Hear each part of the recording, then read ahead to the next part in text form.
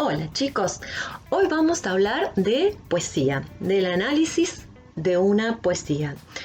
La poesía es un texto sublime, porque el autor está expresando sus sentimientos más profundos con un manejo del lenguaje que nos supera y nos trasciende, porque nos dice mucho más de lo que dice el lenguaje cotidiano.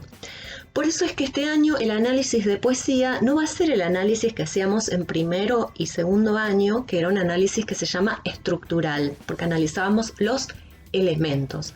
Ahora vamos a hacer lo que se llama el análisis semiótico, que analiza los símbolos, la simbología, los elementos más profundos y significativos de la poesía. Son varios los pasos. El primer paso es el análisis icónico. Cuando hablamos de análisis icónico estamos hablando de la imagen. Entonces ahí vamos a observar el poema y vamos a ver su métrica, su rima y su imagen general. Es decir, no vamos a señalar la rima puntualmente, la métrica, puntualmente como la hacíamos, sino en una visión general del texto vamos a observar si la métrica es regular, si los versos miden medianamente lo mismo o es totalmente irregular. Vamos a ver si tiene rima o no tiene rima. No vamos a analizar el tipo de rima, pero sí saber, bueno, ¿es un verso con rima o no? Y en la imagen que yo veo voy a decir, bueno, es una poesía tradicional, es una poesía con una forma llamativa, es una poesía que forma una imagen, es una poesía que juega con los espacios de las palabras. Van a mirar la poesía y analizar esos elementos como símbolo, es decir, ¿qué me quieren decir? Si tiene una forma que llama la atención, ¿qué me quiere decir el poeta con eso? ¿Qué relación tiene con el contenido de la poesía? Lo mismo con la métrica, lo mismo con la rima. Ese es el primer punto, el icónico. El segundo punto es el simbólico, es decir, vamos a analizar los símbolos que presenta la poesía. El primer símbolo es el tema. ¿Cuál es el tema? ¿De qué me habla la poesía? No el contenido, el tema central. Habla del amor, del abandono, del olvido, de la alegría. Tema. El segundo elemento es el temple o estado de ánimo. ¿Qué estado de ánimo manifiesta el poeta? El yo poético. Está feliz, está triste, está angustiado, está preocupado, está eufórico. El estado de ánimo. El otro elemento es quién es el hablante lírico, es decir, es una primera persona que nos cuenta sus propias sensaciones, habla en segunda persona, incluyendo o invitando o apelando al lector, receptor, o habla en tercera persona y se hace un poco más distante. El otro elemento es la actitud. ¿Qué actitud toma el hablante lírico frente a lo que nos está expresando? La actitud es de enojo, es de rebeldía, es de reclamo, es de fascinación, de enamoramiento. Tenemos que deducirlo a este y a los elementos que nombré antes, también como elementos simbólicos. ¿Qué significación tiene cada uno de estos dentro de la poesía? El otro paso es el indicial, o sea, ¿qué indicios me ofrece el yo poético, el yo lírico para que yo entienda? ¿Cuáles serían los indicios? El título de la poesía y las palabras claves. El título me está diciendo algo, me está dando una pista para dónde voy a ir para interpretar la poesía.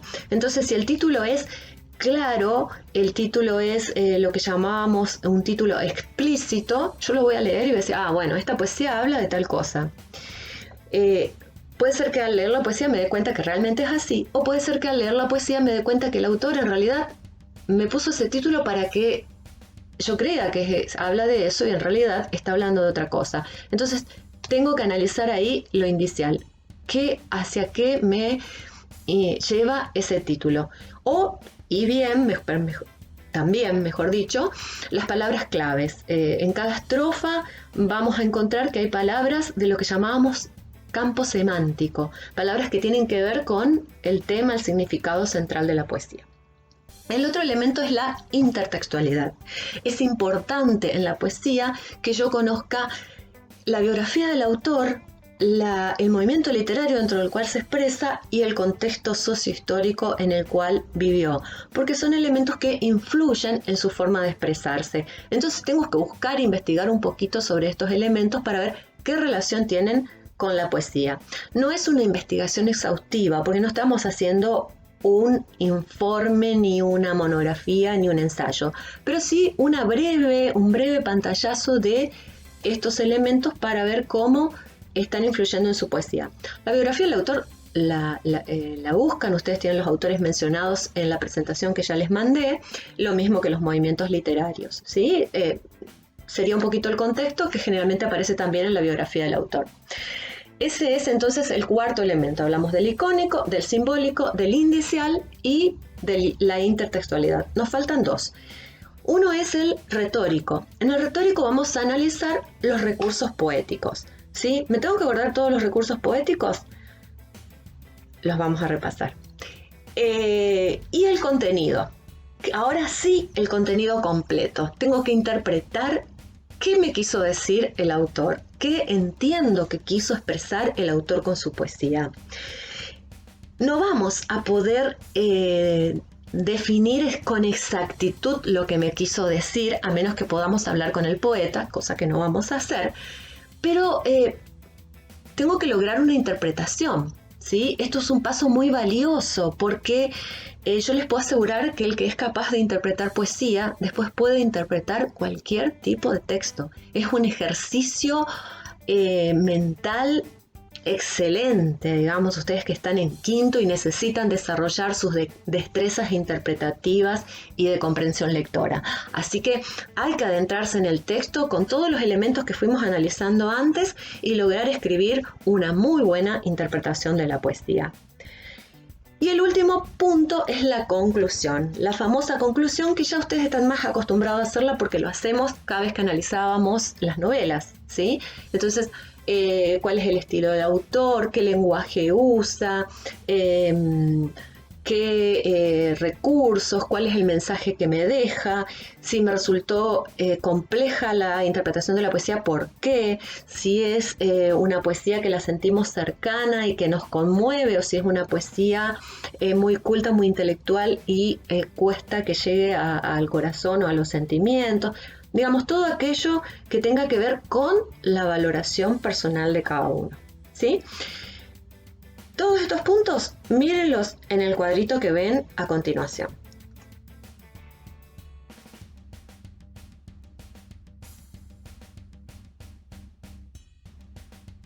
Bien. Les anticipé que íbamos a repasar los recursos. Vamos a repasar los recursos más comunes de la poesía, digamos, porque hay una enormidad de recursos poéticos. Vamos a recordar el primero y el clave, digamos, no puede faltar la metáfora en una poesía. La metáfora es algo similar a la comparación, pero sin los nexos que facilitan una comparación. Entonces, si yo digo un día de lluvia es como una sábana húmeda que nos cubre completamente, estoy haciendo una comparación. Ahora, si yo digo un día de lluvia es una sábana húmeda que nos cubre completamente, estoy haciendo una metáfora. Si digo tus cabellos de oro, estoy haciendo una metáfora, ¿sí? ¿Y por qué? Aparte de esto de no usar el nexo comparativo, ¿por qué es una metáfora? Porque yo estoy haciendo una asociación que es irreal. Nadie tiene los cabellos de oro, ¿sí? Pero si yo digo que tiene cabellos de oro, estoy queriendo decir algo más. Estoy queriendo decir que tiene cabellos brillantes, que tiene cabellos valiosos, que tiene cabellos hermosos, etc. Podría ir sacando más significaciones de esto. Metáfora. Comparación, bueno, ya lo dijimos en explicando metáfora, muy simple, es el como, parecido a, semejante a, igual a. Eso es comparación. Entonces la luna como una moneda de plata. comparación. Hipérbole. La hipérbole es la exageración expresiva. Te lloré todo un río, me muero de amor. Exageración expresiva. No me voy a morir de amor, no puedo llorar todo un río. La antítesis. Cuando juntamos elementos opuestos, ¿sí? Es hielo caliente, ¿sí? No, el hielo no puede ser caliente. Estoy haciendo una antítesis, ¿sí? Te amo y te odio, antítesis. Eso es la unión de opuestos. A eso llamamos antítesis. La personificación es cuando damos cualidades humanas a elementos que no son humanos. La lluvia canta una canción en los tejados. Personificación. Las imágenes sensoriales tienen que ver con los 5 sentidos. Entonces, una rosa roja, imagen visual. Escuché tus pasos acercándose, imagen auditiva. El sabor dulce de tus labios, imagen gustativa. El aroma de tu piel, imagen olfativa. O la suavidad de tu abrazo, imagen táctil. ¿Sí? Esas son las imágenes sensoriales. La sinestesia es cuando esas imágenes se mezclan. Por ejemplo, si digo tu dulce voz. Dulce, imagen gustativa, voz, imagen auditiva. Entonces, estoy mezclando 2 imágenes en una. En ese caso se llama sinestesia. Hiperbatón, que es muy común esto en la poesía, porque es lo que permite que el poeta cambie el orden de las palabras en una oración para lograr un efecto de sentido, o en la poesía tradicional para lograr la rima. Entonces, por ejemplo, si yo digo volverán las oscuras golondrinas, en el orden correcto de la oración, en el orden gramatical, debería decir las golondrinas oscuras volverán. Al darlo vuelta, estoy generando otro efecto. Si nosotros leemos ese poema completo, vamos a ver que volverán, volverán, volverán. Entonces él está queriendo, el autor, es un poema de Gustavo Adolfo Bécquer, si lo quieren buscar. El poema quiere resaltar la idea de que hay cosas que van a volver. Por eso pone primero el verbo y después el sujeto. Eso se llama hiperbatón. Y después hay distintos tipos de repeticiones con los que juega el poeta. Una de ellas es la aliteración, ¿sí?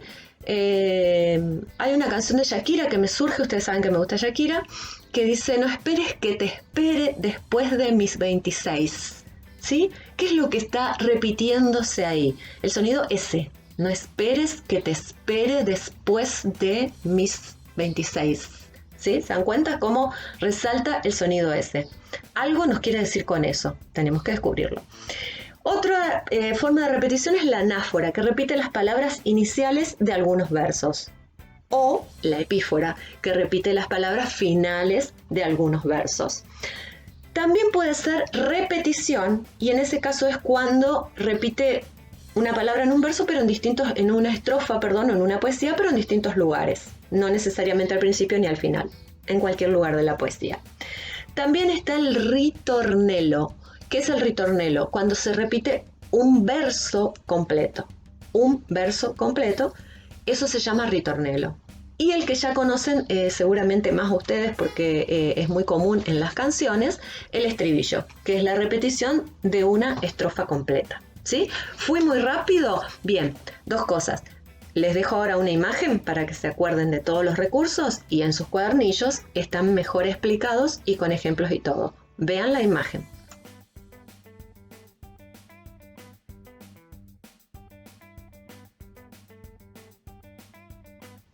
Bien, eso es todo. El desafío ahora es aunar todo eso en la interpretación de la poesía.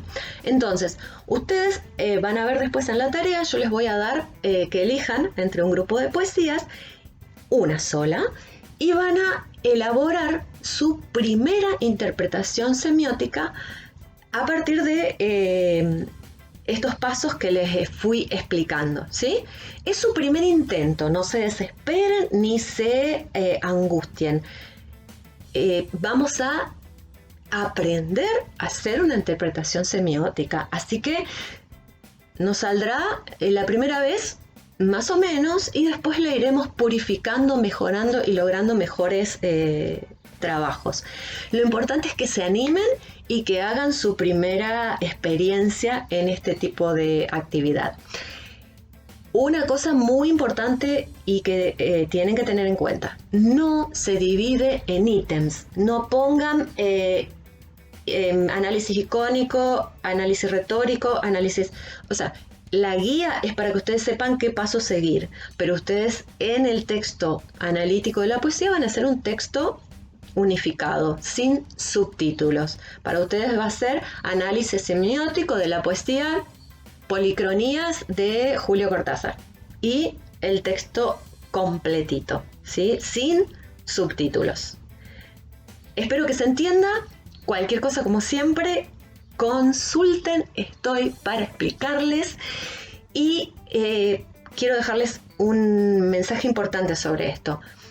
Lo dije antes, el que puede, el que es capaz, y ustedes son capaces de interpretar una poesía, puede interpretar cualquier tipo de textos. Y además, la poesía es un lenguaje sublime, es un lenguaje que eleva no solo nuestro espíritu, sino también nuestro intelecto. Entonces, anímense. Yo sé que la poesía generalmente cuesta y genera resistencia, porque no es el lenguaje cotidiano y porque nos implica concentrarnos más para entenderla. Pero yo sé que ustedes pueden, ¿sí? Y sé que este aprendizaje, esta destreza, es muy buena para el desarrollo intelectual e integral de ustedes. Así que ánimo a hacer lo mejor posible. Desde ya y como siempre los quiero muchísimo y los extraño. Ojalá pronto volvamos al salón. Les mando un abrazo bien apretadito y muchos cariños.